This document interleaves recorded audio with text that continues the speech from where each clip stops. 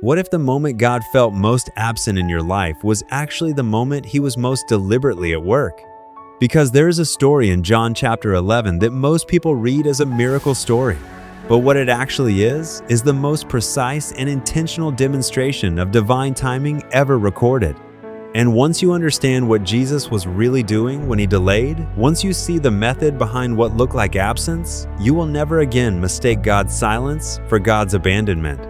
Lazarus was sick. His sisters, Mary and Martha, sent word to Jesus, the man they knew had healed strangers, had opened blind eyes, had cleansed lepers.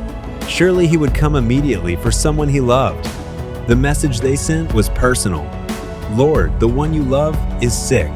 Not a stranger, not a crowd. The one you love. And Jesus heard the message.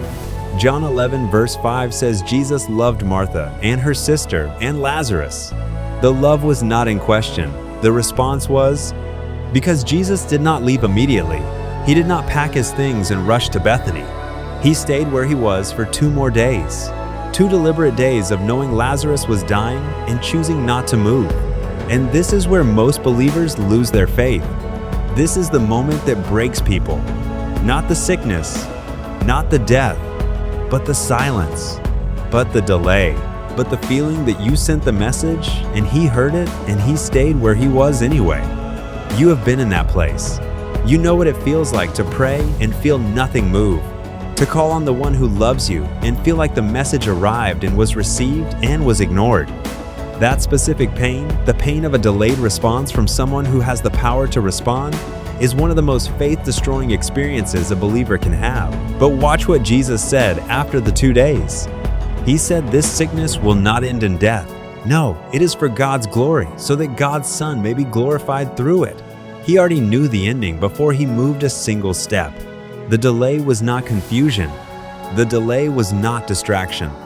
The delay was not indifference. The delay was strategy. Jesus arrives in Bethany. Lazarus has been in the tomb for 4 days. Not 1 day, not 2 days, 4 days. In the Jewish understanding of that time, 4 days was significant. There was a belief that the soul lingered near the body for 3 days after death. By day 4, there was no more hope. By day 4, resurrection was not just unlikely, it was considered completely impossible.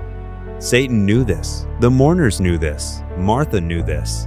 When Jesus arrived, Martha ran to Him and said, "Lord, if you had been here, my brother would not have died." If you had been here, those 5 words carry every ounce of the pain that delayed responses from God produce. If you had been here, if you had come when I called, if you had moved when I prayed, if you had answered when I needed you. And Jesus looked at Martha and said, "Your brother will rise again." Not "your brother might rise again," not "I will try to do something." Your brother will rise again. Present certainty about future reality. Because Jesus already saw the ending before the delay began. He was never absent from the situation. He was working in it from a distance in ways no human eye could see. Here's the secret of John 11. Jesus deliberately waited until the situation was completely beyond human possibility before He arrived.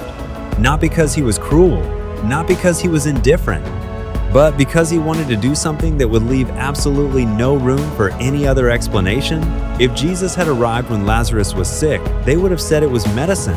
If Jesus had arrived when Lazarus had just died, they would have said it was luck.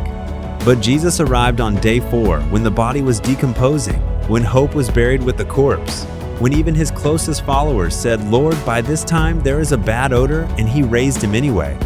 So that nobody present, not one mourner, not one Pharisee, not one skeptic could credit anything other than the power of God.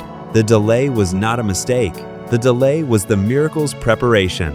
And I need you to hear this for your own situation. The thing you have been crying about, the prayer that has gone unanswered for months or years, the door that will not open, the healing that has not come, the relationship that has not been restored, the breakthrough that keeps feeling one step away. God has not missed your message. He is not confused about your situation. He is not distracted by someone else's problem. He heard you on day 1. He loves you on day 4. And He is allowing it to reach the point of impossibility on purpose, so that when He moves, there will be absolutely no doubt about who did it. Your situation going past the point of human possibility is not a sign that God forgot you. It is a sign that God is preparing something so undeniably miraculous that your testimony will shake everyone who witnesses it. The delay is not the denial. The delay is the setup. Jesus wept at that tomb. He wept not because he did not know what was about to happen. He wept because he understood the pain that delay produces in the people he loves.